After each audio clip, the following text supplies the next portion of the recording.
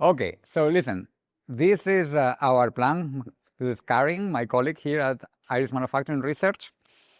And you know me, I was talking before. And my intention for today, for this hour we have now, I would like to make this breakout very practical. It's about you more than us. So I just have a few slides here just to talk a little bit about AI from a general perspective, but I expect the rest of the session to hear from you. Hopefully also you can get something from talking to the others and discussing potential similar problems you have. And I'm open to every type of question, okay? As I said, I want this to be very practical and useful for you. So open to every type of question, if even technical understanding of AI, use cases. I would like to focus it in what I think is more useful for the manufacturing companies, which is I don't want or I don't know where to start with AI. These are my challenges, and this is where AI can help, right? So again, we are a small group. Please speak up, discuss, ask questions, and let's try to make this useful for you, okay? So, just a quick introduction to basically what we have been talking already about artificial intelligence in manufacturing. Come on. Michael? So, as I said, I intend this session to be very, very practical. It's for you, just a few slides, okay? So, from a very general perspective, this is just an introduction about what AI can do. If I have to explain the main 4 things, right, areas where AI can be applied in manufacturing, I would say these 3 things: to predict, to detect, to optimize, and to augment. Sometimes I like to say that AI operates both in the past, in the present, and in the future, because when it can operate on past data and learn from it and provide insights on that data, it can operate in the present by optimizing things right now, so more in the control space, right? Or it can look at the future, it can predict things, right? Better or worse, but AI, machine learning in particular, is what it's used to predict several things. Like, if we are talking about predicting like the future, what is some of the issues or usual challenges that AI is good to tackle? Well, as you can see here, when will machine X fail, or if a machine will fail in the next, let's say, 1 week or 2 weeks? Those are 2 different problems actually for AI. One is a regression problem and one is a classification. So you can ask questions in different ways. Is when it's going to fail, that would be predictive maintenance, or is it going to fail or not in the next X hours, right? Or how much stock do we need next month? Or which batch is likely of a spec? Or what will be my sales? Predicting something in the future. Here we use machine learning, and machine learning for forecasting and prediction has been in use for many, many years, right?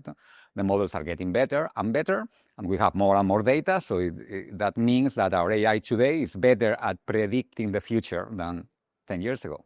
Still, this is machine learning. This is not generative AI, right? One of the things today is to make it clear for you, if, in case you don't have it yet, what generative AI, large language models, are good for and what they are not good for. Okay? So that's prediction, looking at the future, how AI can help me with the future. In the present, let's say, AI can help me to detect things, to see things. So computer vision is one of the main areas of artificial intelligence as a field. And it's basically to help detecting defects, right? What's things that are invisible to us can be visible to a particular wavelength and a particular type of camera. So it's impossible for us, but it's possible for the AI. Or anomalies in sensor streams. I was talking about anomaly detection before. AI is good at reading from different sensors or machine parameters and figuring out something's not right here. There is an anomaly of some kind. Sometimes the AI can say the anomaly is here. Sometimes it's just there's something wrong, look at it. Or process drift before a scrap happens. So sometimes it helps us to stop or to get the process, the manufacturing process, back into a good threshold before something wrong happens, right? Also in the present, optimization. This is where the AI help us to do something better in our process, like a scheduling, for example. Michael was talking about that before. AI can help you to get a potential schedule and make it better. Make it better means you have optimization objectives, like for example, OTD, on-time delivery. Michael wanted to optimize on-time delivery. That will be the objective that the AI looks at. I need to improve this schedule so my OTD is better. Or you can have a multi-objective optimization, which is I want OTD, but I also want to maximize the throughput every week, or I don't know. And that will be a multi-objective. AI is good at that. Also, things like improving the energy use. There is a nice example from Google where they use something called reinforcement learning, which is part of AI, to actually learn how to control their data centers better so they spend less energy. And that, I think the figure was 40%. 40% reduction in energy using a data center, which probably is, I don't know how many megabytes of power, but a lot of energy, by using reinforcement learning, which is a part of AI, which is right. So they use it to that, and I think I'm pretty sure it was 40% reduction. And finally, with process parameters, how we can optimize the process parameters of a machine or a process to keep them at optimal levels, right? That's where we are getting into controlling something, which, as I said before, generative AI is not yet here. This is, again, not only machine learning, but also other systems or control systems. And finally, to augment. This is the part where generative AI is able to make a bigger impact today. I guess, or I'm sure, generative AI will be used more and more, but today, the main use is to augment the humans. The LLMs are there to simplify work, to look at many documents and get the insights you need, to support fault diagnosis of maintenance history, and to summarize these logs. That's the realm of generative AI today, right? We talked a little bit about the pilot, and yes, it's true. Probably you have experience. How many people here has already done a pilot with AI or something with AI in their factories? Michael, for sure? No one else? Only one? Something? Two? Only two of you? Okay, so was it easy to move from pilot? Did you manage to move from pilot to production? I should say it's not on the factory floor, so I'm using it to automate processes within the business. So is it beyond the pilot? I'm using it myself, okay, but not widely throughout the business. Okay, so you are using AI for the business, and you? Did you? Yeah, we productionize like AI algorithms. Okay, in what area or what did you do? So I'm from Eton. We make UPSs, Yes. and we continuously monitor the battery health of the UPSs, and also the battery health prediction algorithms. On the factory floors, we have motor health monitoring algorithms, which are getting productionized now. So yeah, that kind of AI techniques. Okay, was it difficult to move from pilot to production? No? Good. So not everyone is in a purgatory for pilot, but it happens a lot, and we see it, right? And these are some of the usual causes why it happens. The wrong problem and the wrong starting point. Sometimes it's AI, let's use AI to see how it works, but then you don't apply it to the right use case, probably it won't work. Or you don't have a baseline, or the data, obviously. Second one, data that looks good on paper. We were talking about that today. So a problem here with generative AI is it's so easy with generative AI to create a pilot. I mean, everyone here can actually program an app right now with Claude or Codex or any other. So it's very easy to create a pilot and to get data from Excel or from some data lake and then produce something. That's easy. The problem is when you try to get into production and then you have not just one user, but you have 100 users that are accessing the system at the same time, or the data has problems or whatever. So That's one of the main causes of this pilot purgatory. And 3, not to think about the path from pilot to production. I was mentioning this before. What's the life cycle? It's not, the pilot is, okay, I have this idea, I will solve this particular problem. Okay, but you do that, and then what? How do you put it in production? How do you manage that it is always working as intended? How do I scale it up? All those things are what make this difficult, right? But as I say there, all of these are solvable. You just know what you are working with and what to look for. So what are the 3 ingredients that I would say are, if you are starting with AI, if you are experienced, you know this, but if you are starting with AI, the 3 main things I would like you to look at if you are planning on using AI. First, start with the right problem. It needs to be measurable, a clear line. It needs to provide an impact to you. If it's your first pilot, I always say, do something that is simple, but provide some impact, some value for you. Might not be millions of euros, but at least you start with something that is important for you, and you're starting to build that AI muscle that you will need to actually move into production. And having someone owning the outcome, as I say in 1, and in 3, I repeat, internal ownership. It's so important that someone takes ownership of it. If not, it's so easy to let it drift, and no one is responsible. Now we are not getting to the metric we expected, so what do we do? Number 2, usable data. Sorry, I need to talk about data. Without data, AI is nothing, and every time we need to repeat the same thing. I said before, you need to nurture your data more and more. Whatever you do in manufacturing, your data is one of your main assets, and you need to take care of it. And sometimes it's not easy, but you need to look. This is a process. AI, in manufacturing, AI will be more and more important, for sure. Just don't rush. Don't try to, okay, I need to have AI running in 1 year in my factory. Don't rush. You will be using AI forever. And you need to start learning how the problems that AI can bring to you, how to use it, what people do you need, we have the technical skills, all of that you build up slowly. Don't rush into it. Okay? Look into a good starting use case and start the learnings. And finally, as I said before, so the life cycle, the deployment path. One example is that you have anomaly detection system, right? And you create an anomaly detection to see when your process is going out of good parameters, out of good output. Maybe the machine learning that is learning from your historical data is working well. And it's working into production. And then you just forget about it. It's running good. You left without. But if you don't control, if you don't look at it, and you check the output, it's very easy that it starts to drift and to lose accuracy because, well, maybe you get a new product into production that the AI didn't know before, or a new machine, or you change some parameters in your process that the AI didn't have previous data to learn from. All that will cause that the AI model will start decreasing its performance. So you need to be on top of that. And so some typical use cases, right? And this is what I would like now to ask to you. What are typical use cases? For prediction, well, demand forecasting, predictive maintenance, tool wear, and yield. What data you need from a very high-level perspective? Time series, sensor logs, historical failures, process parameters.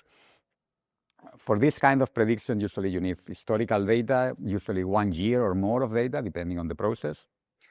For detection, well, visual quality inspection, anomaly detection, and fault classification. Fault classification is when you look at a product, for example, and you can actually have different types of faults, and you can say, okay, this is type 1, type 2, type 3. So it's not just there is a fault, but what type of fault there is. For that, you use images, videos, sensor streams, and process logs. To optimize, as I said before, optimization is a process control. It's a control problem, right? So you need process and energy data, order or capacity data, real-time sensor feeds, and some of the use cases there would be energy management, production scheduling, as I mentioned before.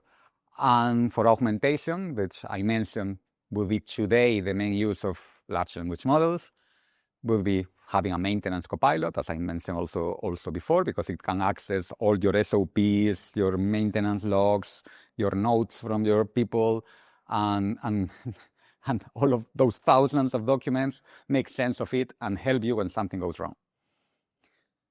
Or it can be email and tickets because you want to see all your interaction with certain clients, and you have years of interactions with the clients. Maybe AI is able to tell you something about those interactions that is important, or for training and procedures.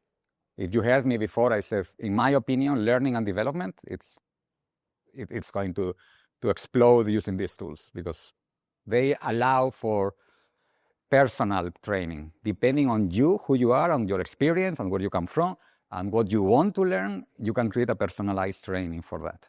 I think I already know several companies are moving in this direction commercially, and they are trying to do exactly this personalized training.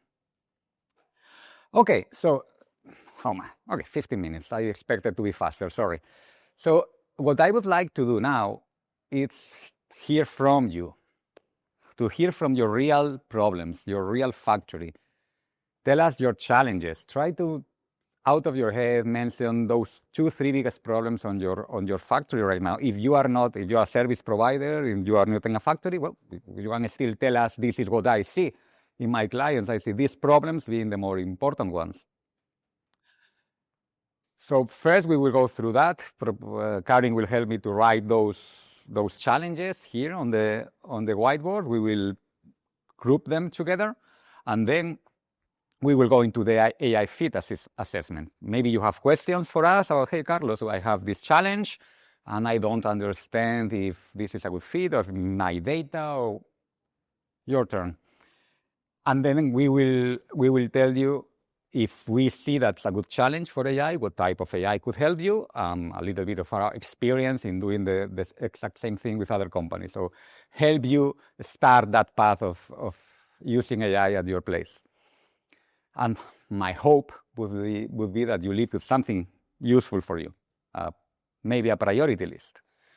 Okay? Again, this is like at a very high level it's a service we provide to companies that they don't know where to start, and this is what we do with them over the course of a full day, or a full day just to visit them, get the data, talk to every one of different teams. Sometimes it's more than one day, and then we create a report with this information and this prioritization matrix, right? So that's it. I really want to, that's me talking. I mean, I would like to really hear from you.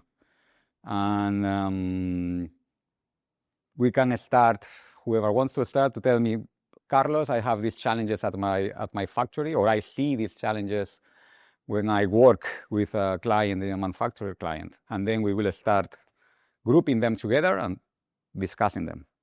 Okay? Or you can also ask me questions about anything related to AI. So who wants to start and say, these are my main challenges? Thank you.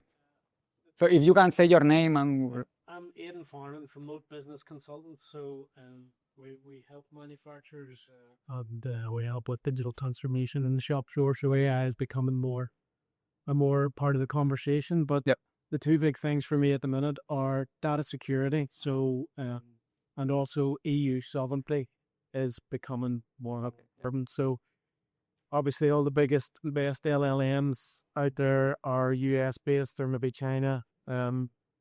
So are there good EU solutions that we can leverage? And nice one.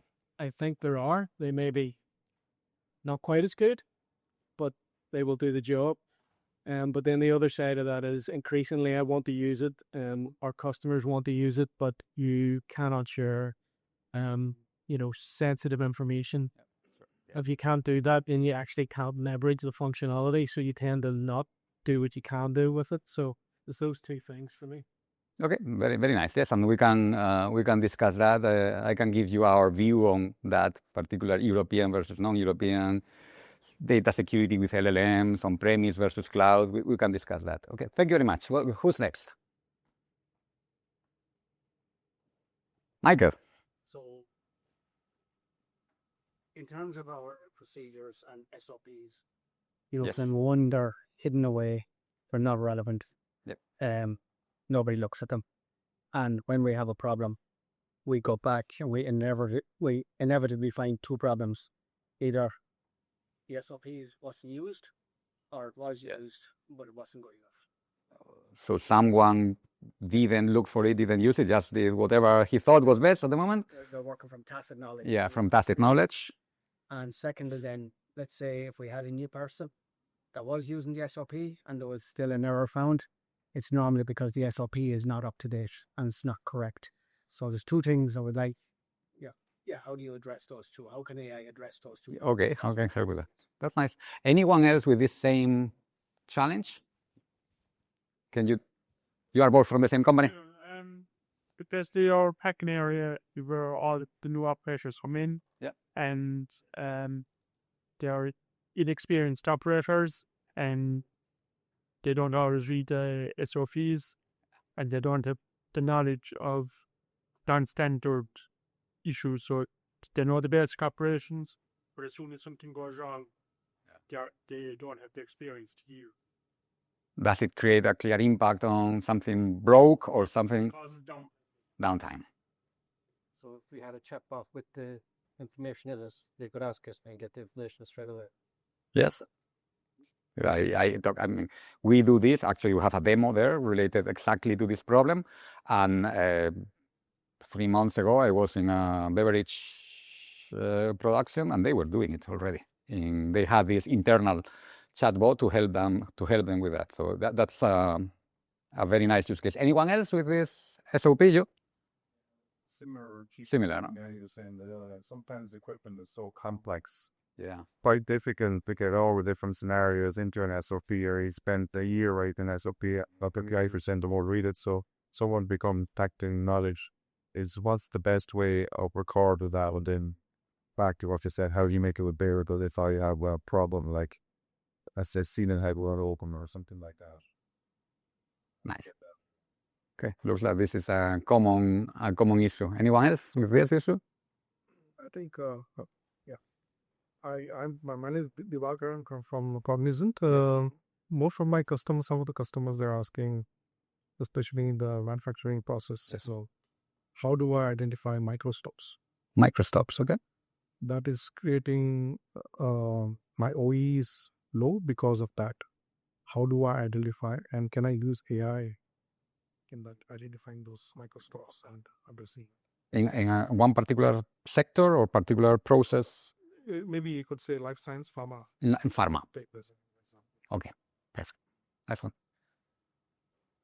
Who's next? Sorry, you were next. Yeah. Yeah. So I suppose this is kind of partially maybe digital transformation, but I'm a consultant like this gentleman here, so something I see with customers, but partially digital transformation and partially AI transformation. But a lot, and without getting into the weeds too much, obviously, there's a lot of PDFs and some of them are what's called vector, so you can extract the text easily for them, but some of them are scanned in, raster, and those exist digitally. There's a JPEG file, there's a PNG file, but until you can get the text out and the numbers out of them, then they don't really exist digitally because they can't be the text and the numbers in those can't be operated on by AI, either generated or predicted tools.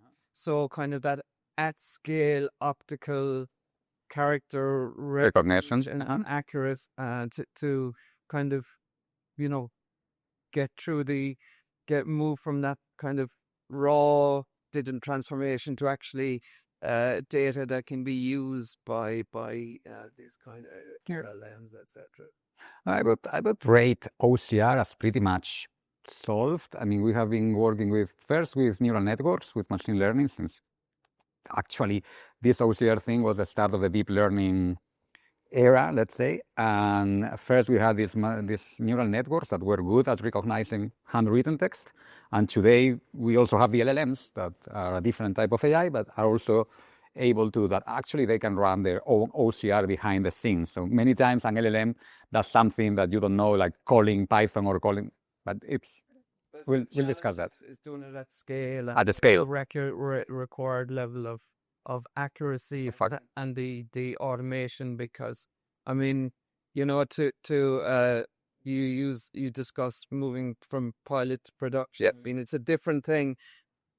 The technology that will, do that an OCR from one document versus moving a large corpus of information. Yeah, exactly. That's one of the issues. We don't want a pilot to just get one or two PDF works well. Now go and do it with 10,000 documents, so different between them. Yep. Okay, thank you. Someone else, I think it was you. On our practices, usually we suffer with the label data. Even though we have a data, for example, like we can detect anomalies through statistical means at any neural network models, but we don't know if that is exactly anomaly, what kind of anomalies, because usually that anomaly is introduced by the some operator doing something on the machine, and with it, we are not able to correlate the data coming from the factory flow to the anomalies that we have seen in the hour, for example. So even though we have a lot of data through our EPMS solutions, but we don't have the labels for what that anomaly actually meant. Okay.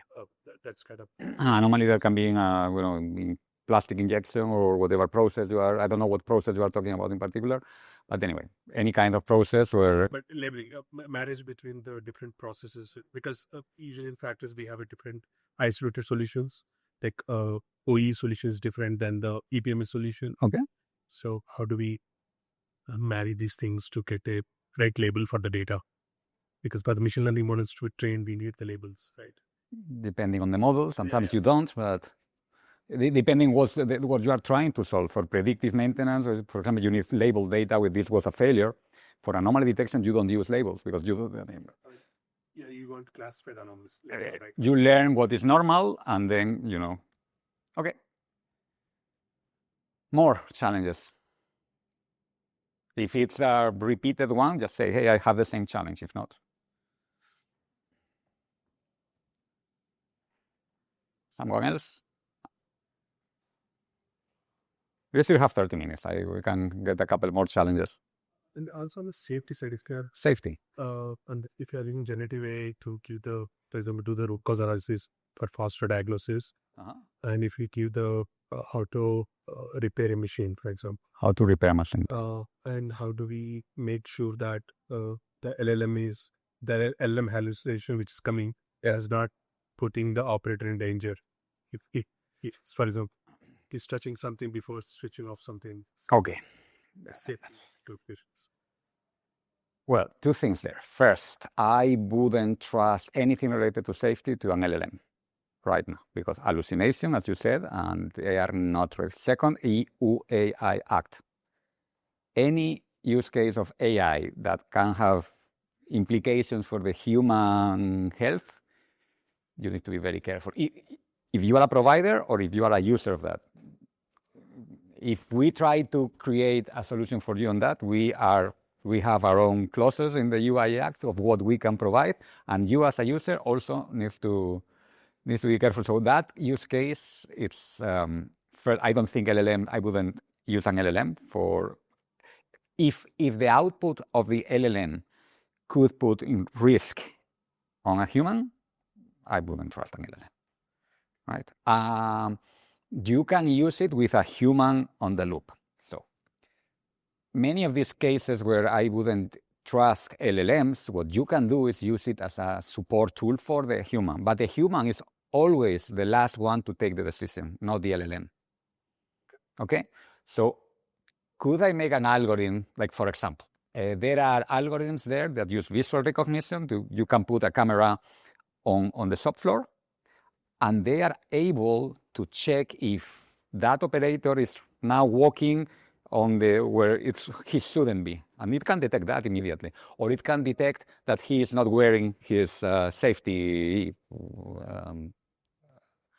or his equipment. Okay? AI can do that today. That's not LLMs. You could use them.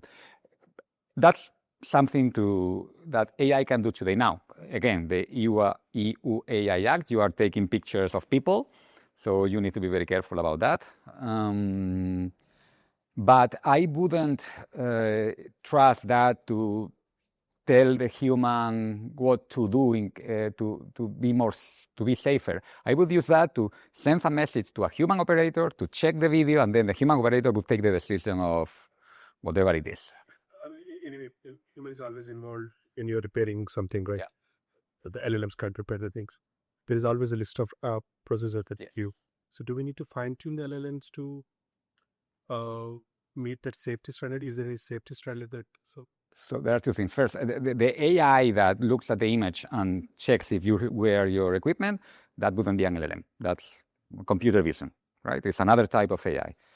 What the LLMs are doing today, for example, things like you are doing something, a process that has several steps, and they are actually able to take video information and actually tell you, hey, you forgot to do this step.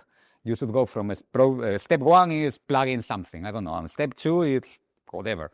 And they can look at the video and say, hey, you missed step 2. Now, I wouldn't rate that as commercially available today. We have our own demo here with smart glasses.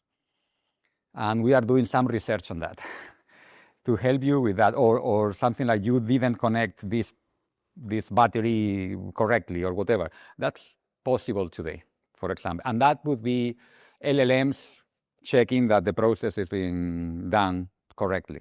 So that's a use case. And any other? Just building on Yeah. that's what Simon said. So when you talk about an LLM, right? Yes. So in your case, are you making a distinction between where an internal LLM is given instruction based on the machine manual that doesn't go outside, Yep. or are you thinking that the LLM is gone outside and to the internet to bring the instruction in? Because isn't that two different? Is that two different things? Well, depending on, the output should be the same. If you run the same model on premises or in the cloud, yes, you have more latency going to the cloud and back, but that shouldn't be a problem. But still finding the same information. That depends on the model, not on where the model sits. Okay? The only thing... It's safer then. I think it's safer for the SMEs and for the data security, for sure. For data security and manuals. even though we have the same corpus also, or we restrict the material that, for example, RAG system, right? We want the LLM to only look at the manuals that we provide, not to even in that sense. Even then, also it will hallucinate. It might accept the steps. All right, good. So if the steps are mixed up, it might put someone in danger also. Yeah. But if human blindly believes and follow the steps, it might be dangerous. He need to apply his mind and then do. That's still okay as per EU Act. If the human is in the loop. If the human is the last decision point, yes. Yeah. So use it as guidance. But Use it as an assistant. Okay. If I can just contribute from our perspective. So I work for Factor Exchange as a project coordinator. Some of you might be familiar. Who is familiar with Factor Exchange program? Yes. Okay. So just to explain, we are fully funded, pushed by European Commission.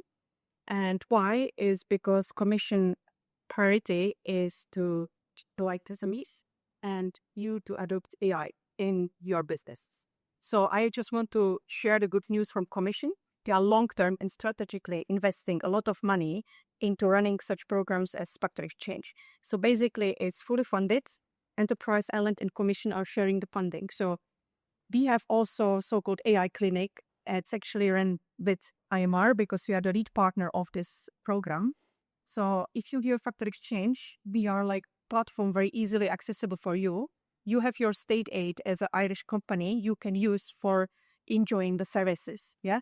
But as I said, we support you with initially understanding your challenge as Carlos is doing here, have one-to-one chat with so-called digital strategists who is there for free. You just book it, 30 minutes call, and you explain your challenge or where you want to start or don't. And we actually navigate you to the correct service on service provider who is there again, and you can use your de minimis to get this initial support. What we do is we demystify AI, get exactly the answers or try to have the answers to such questions. And we have also AI ethics officer, and AI ethics is very important for Commission. It's just underlining that there is support and there is information there in this AI clinic on this website, but they're like Commission have their own dedicated website related how to support you with answering your questions around security, around the ethics, And as said, we speak here about Industry 5.0, which is human-centric. And the human centricism, which is already underlined by Carlos, is you are the one. It's about humans, not against humans. That's what EU wants to be different from others. The Wild West, experimenting with everything, they want to set the borders and regulations because this should serve the people in a positive way, not the opposite. And yes, there is the danger of AI being misused, always will be. But this is exactly why EU is stepping in and trying to navigate you and help you to find a solution which is positive for your jobs, which actually will increase your productivity, efficiency, but actually will increase the jobs and they'll help you reskill and upskill your staff to be more productive and even, using it in the positive way.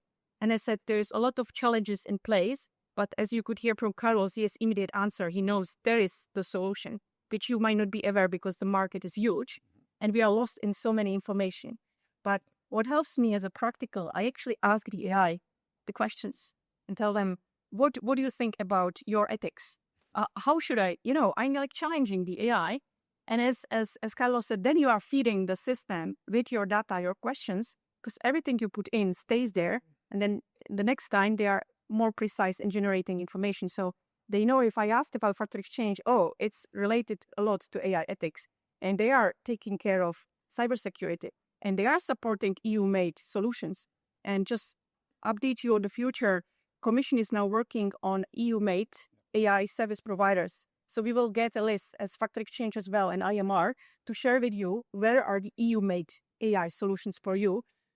Not to compete, but actually, we want to compete. And EU is in competitive space and they are heavily investing in having recognized startups dealing with AI solutions for you, being it LMS, being it our other things. So just think there's a lot happening on EU side to support you. The more we welcome you to ask the questions, share with us the challenges, because then we can provide you the answer. So you have a great opportunity to, engage with us because we sit on those projects and Carlos is the AI head of AI. So who else can give you the answer? So don't hesitate, to share with us. And for us, it's important that to learn from each other. It's so good to see you dialogue, Some of you work with this and you can share with others. So it's very important to have such discussions. Yeah. No, thank you, Karin. I think that was very, very interesting. But yes, just to summarize so far, we heard about challenges like how to handle complexity, right? To navigate us within this all the complexity. Then the experience and the knowledge gaps we had around this. So it's also AI literacy related to it. We don't know what is on the market, what would best work for us. Then we spoke about how it can help me with those data anomalies, how it helps me to match the different processes together. And yes, the big challenge is, again, data security. What happens with my data? How secure am I? And yes, the AI ethics element in this, how this will protect my business and my people, or is it actually against the humanity in this? And as you mentioned, the equipment, etc. How this will help me to understand the equipment? Maybe I need something more, or is it fit for it? And then AI for identifying the right product and the right solution. Is there any way that can actually help me to identify the best solution for my company? And then you spoke about reading the documents and character recognitions within images and documents. And as Carlos said, there is elements already upgraded systems which are pretty good in it, like Perplexity AI is also dealing with a lot of documents at the same time. So this is just to summarize your current discussion, and thank you for sharing with us. It's a very good harvest. Yes, thank you. I think we have someone else that wanted to... Two, actually. Yes. Yes. My question is, before you can open AI, is you spend so much time getting the data from legacy silos systems into a simple warehouse or database, and what's the recommendation on the best warehouse to put that into? That's my first question. So we're a small, medium-sized firm, and we're trying to go Microsoft because everything is Microsoft here. We're into Fabric or OneLake, and then the cost of that gets quite expensive for your putting up data and working on data. And my second question then is when you have other silo systems like an ERP system or a CRL system, and you have a lot of data in there, or historic and real-time data. So we want to put in, let's say, an optimized route plan or an optimized production plan system. Can you get AI to go into them specific databases to pull out that information without having to bring it into the Fabric environment? Okay. Got it. And yes, answer is yes. I can talk about that later. And as Yeah, just a question in terms of AI. I think you mentioned about thinking into processes when moving next step. How far along in terms of testing against GDPR is it to roll out certain elements of this with the employee workforce? And so the GDPR is something you need to comply with, and then for the AI, just because you have data that could be related to a person. So I don't think I got the question then. suppose ultimately your employee workforce has to agree that to be reported, or you know, is there a clear process in steps that needs to be taken before a tool like that is rolled out to get consent, or you know, is there any roadmap for how that has been done? You know, because I can see it's been a challenge, you know, with various elements of works, you know, to get your employee workforce on board to agree with, you know, drums, that skepticism of what they may be recorded, what it may be used for. Okay. Yeah, no, I get the question now. I'm not the expert on that, on GDPR and how to do it. I work with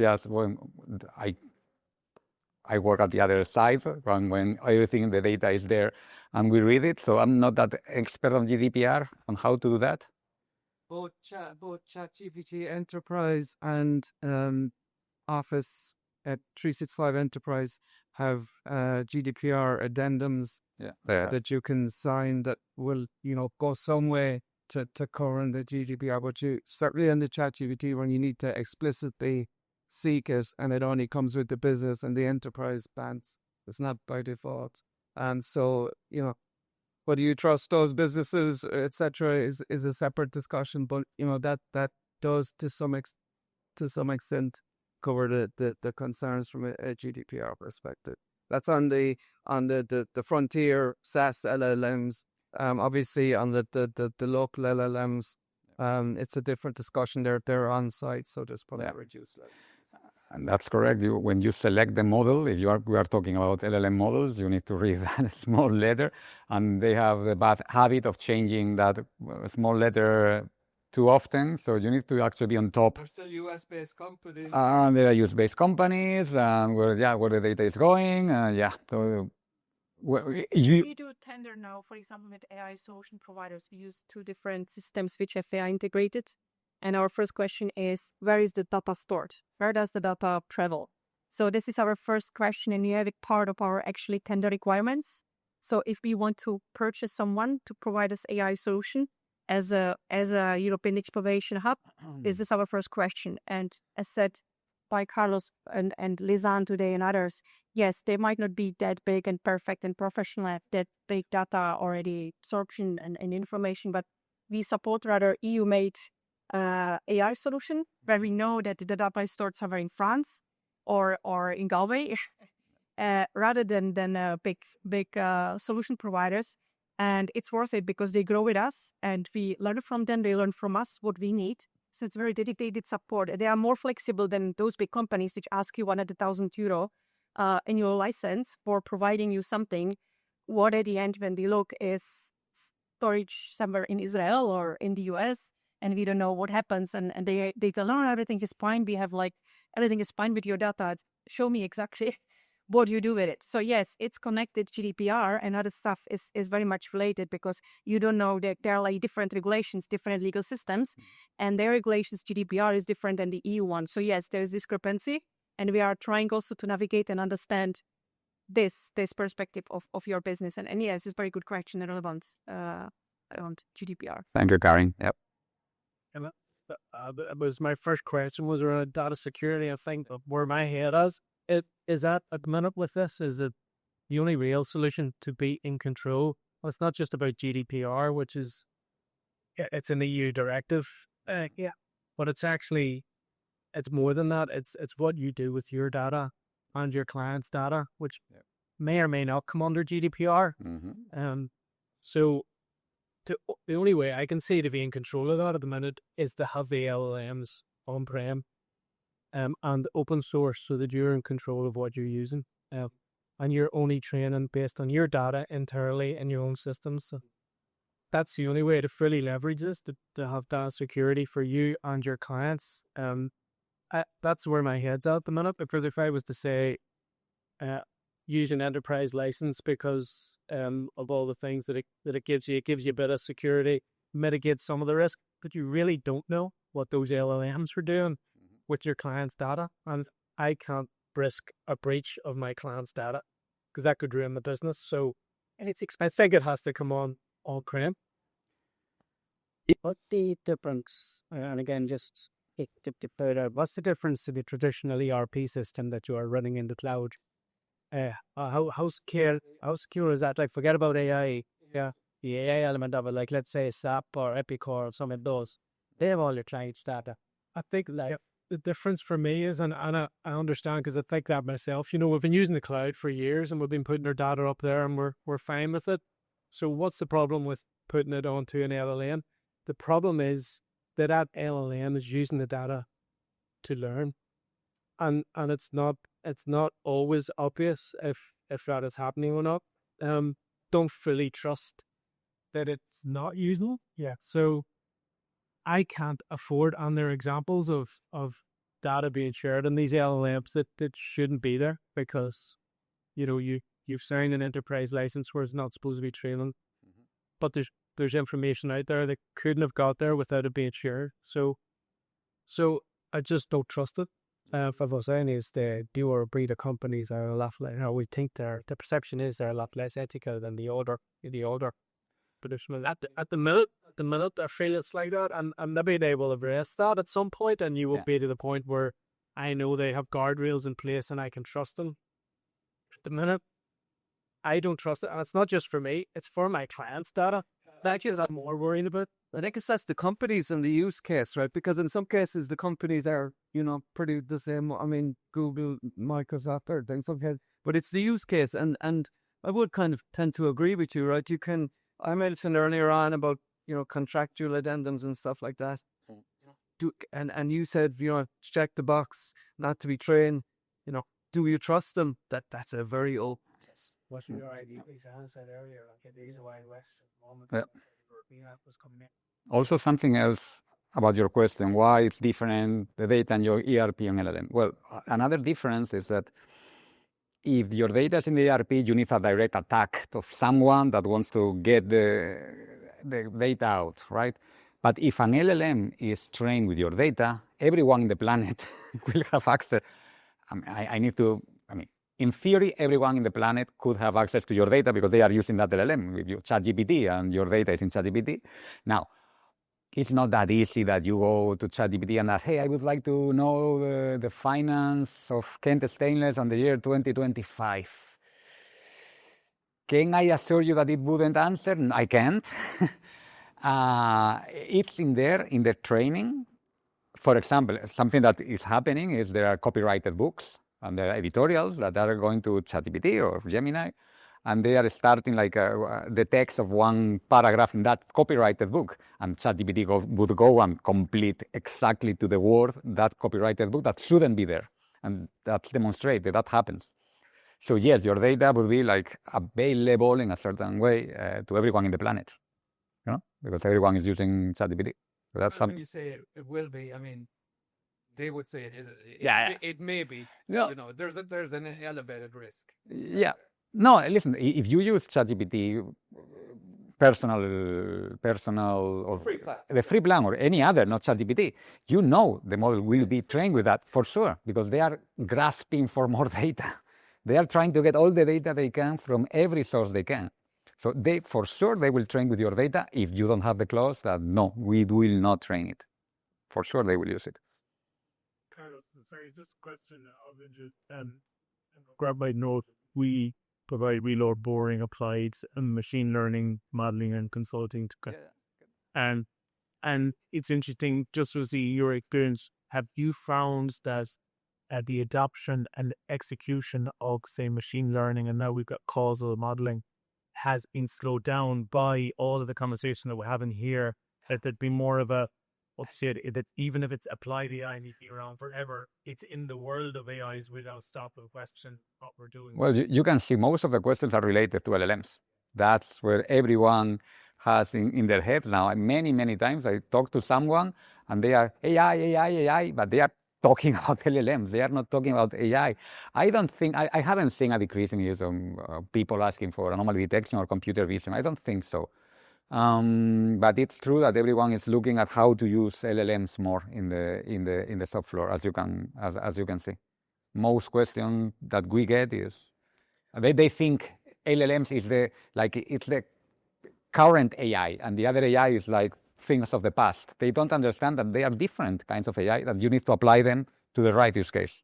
Do you think the storm, I guess the LLM hype has overtaken the advantages that typical machine learning provides, even for companies who've never used machine learning model? It's almost like they're saying, we're going to jump to here because there's a huge opportunity, as opposed to if we go from, say, A to B, within B, there are significant gains to be got from understanding what's going to happen, why it happens, how to prepare. I don't have a clear 100% answer. I would say no, I haven't seen that. I don't feel that there's been a slow on application of machine learning or whatever because of this. There is more worried about data security, about where my data is going, all of that for sure. But I haven't seen companies say, no, I'm not going to apply this algorithm because, no one I have seen. It was Michael, I think. Yeah, I think we're probably, and I'll ask the question, should we be less focused on LMNs in a manufacturing context and more focused, because the use cases you up there are really can be addressed by internal LMNs that have no exposure to the outside. Okay. And I think that's where, I suppose, for us in the room, we should probably be focused. We should be very clear on the distinction. Yeah. Okay. So what is it? What do we call those? An internal LLM? So that's a question I get all the time. So personally, I agree with you that the future of AI LLMs in manufacturing will have a high weight of local models, because what you said, the data security in manufacturing is so important, right? So that's obviously a very big factor. So what's the difference? Well, obviously, you have multiple types of LLMs. We have different providers, they have different models. You open closed code and you can select Haiku or Opus or Sonnet. You have ChatGPT, Gemini, etc., etc.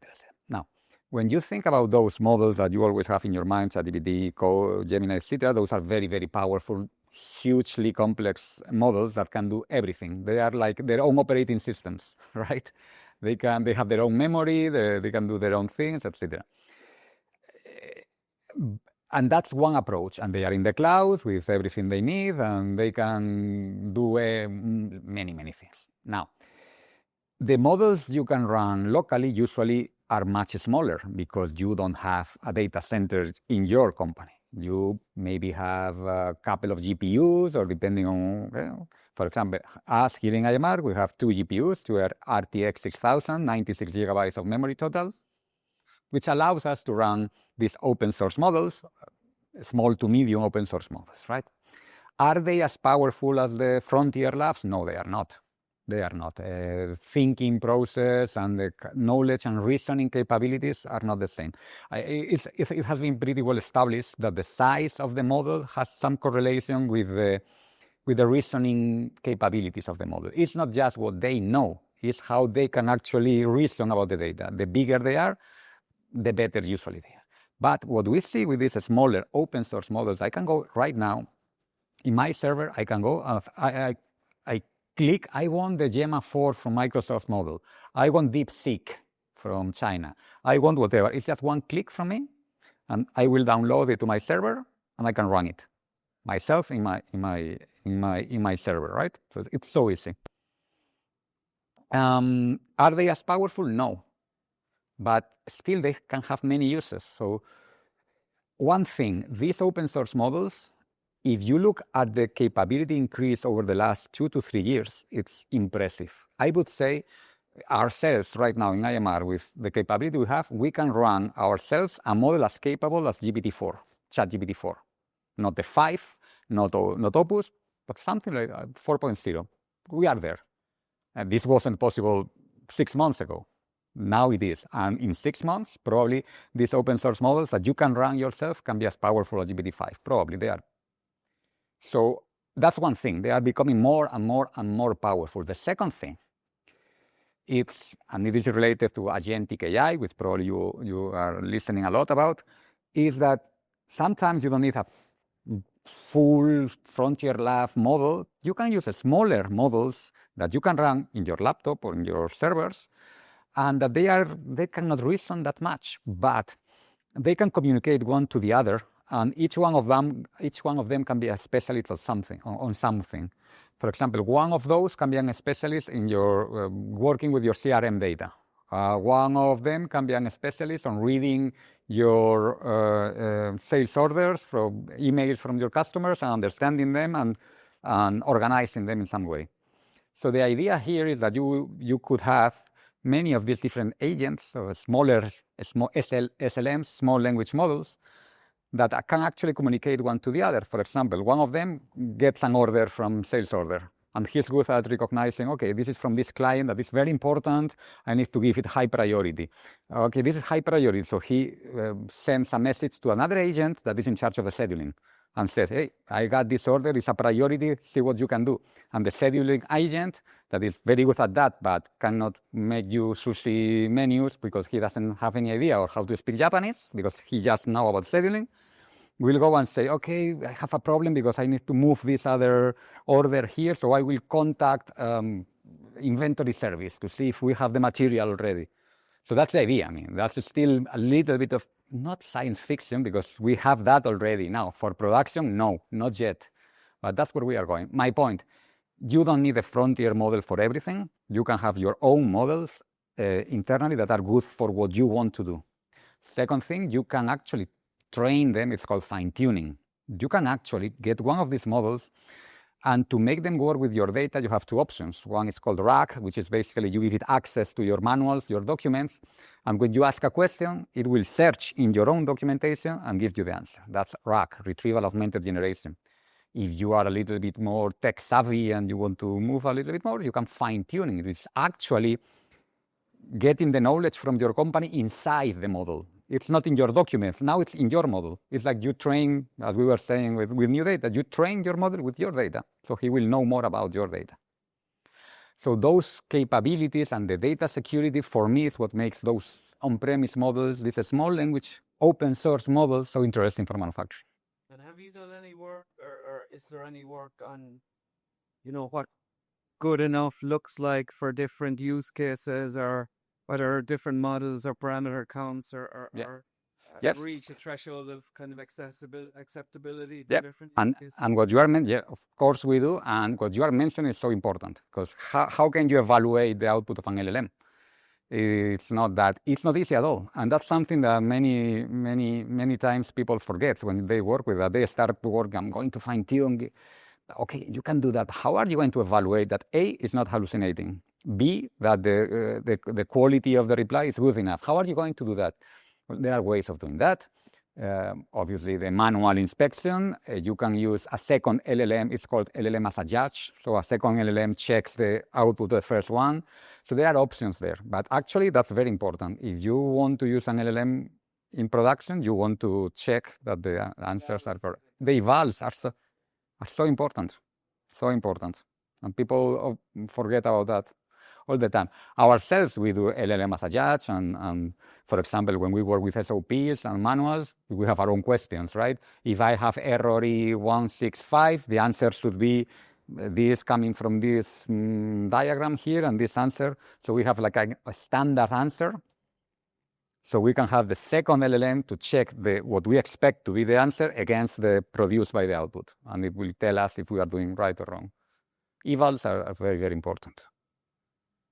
So if I'm a plan manager, I'm going to do a bit more classical AI here. Yep. There are some problems like unplanned downtime of a result motor. Yep. Maybe it's better done by the vendor rather than me as a plant build expertise to detect the downtime causes, predicting the downtime, predicting the failure of a component. And maybe there are some problems that only I can focus on, for example, scheduling or quality issues. And that's some problems that I would actually outsource to the vendors who provide MOM manufacturers or some other vendors who can do that. So is there any do you have any list like, hey, this is better, we outsource it, this is better? as a plant you should focus on? Yeah, okay, we don't have a list, but if you come talk to us without any involved, we can help you in a conversation to understand that, for example. Because we work with many providers. For example, in computer vision, I would probably tell you this is done because we have so many commercial providers that have computer vision solutions for manufacturing. But to your question, I don't have a list, but we know more or less what is. Like if I see that at least those 6 problems, right? Yeah. The first one is outsourcing. Second one is like quality issue. Yes. You build the solution or get the vendors who study it and build the solution. You need solution for you. We, as a plant, I don't need to build these solutions, right? Yeah. It's always, I procure the solutions from outside. Well, depending on the use case. Scheduling is an example. You have plenty of commercial schedulers out there, plenty of them. But for example, in Michael's opinion and others, they have tried different commercial and they don't work for them. Something I hear a lot from companies I work with in scheduling is, yes, I can use this scheduler, but I need to change how I work so it actually works. Not the other way around, not having the scheduler to work how I do my things. And that's a common thing. And that's why for scheduling, sometimes some companies are happy with the commercial schedulers they have, and some others don't. I will just say a question. Is scheduling also considered as optimization? Scheduling is considered as AI also? Depending. There are many ways of doing scheduling. You can do a scheduling with some heuristics, and heuristics is a rule of thumb. So basically you just say backwards scheduling. I take every due date, and then I start putting all the operations one after the other before that, right? That's not AI. You don't need AI for that. If your process is very simple and you don't have many resources, work centers, and operations, maybe that could work for you. Or you can move into mathematical optimization, so mathematical optimizers that can get you the optimal schedule. Again, those work under certain circumstances in terms of quantity of data and quantity of different constraints from the company, right? So in many instances of really complex problems, they don't work, or they take a long time to produce an answer. So AI, as always, it has its own situations where it's good to apply or not. Okay. I don't know. Well, we are past the time, but if we have one more. No? Are we good? One last question. One question is like a statement. What I've seen is big pharma companies. Yes. They are building their own ChatGPT, internal ChatGPT. Well, I don't like because of the same LLM issues. Well, they are not building it because no one in the world can build from scratch an LLM, but they are fine-tuning it. Basically, they are. So Elon Musk, Okay, Elon. Maybe Elon can, but that's it. An LLM is something really complex and expensive to create from scratch. And where do you get all the data to train an LLM? It's not enough that you get from scratch and you just trade it with your own data. That wouldn't work. It's not enough data to make the LLM really work. So what you do is fine-tune it. You get something that has been already done by a lab, and you train it a little bit more, let's say. Okay, thank you very much. Hopefully this was useful for you, and here we are. If you have any other question, you know where we are, Karin and myself. Happy to answer any questions now or later by email. Okay. Thank you. Thanks.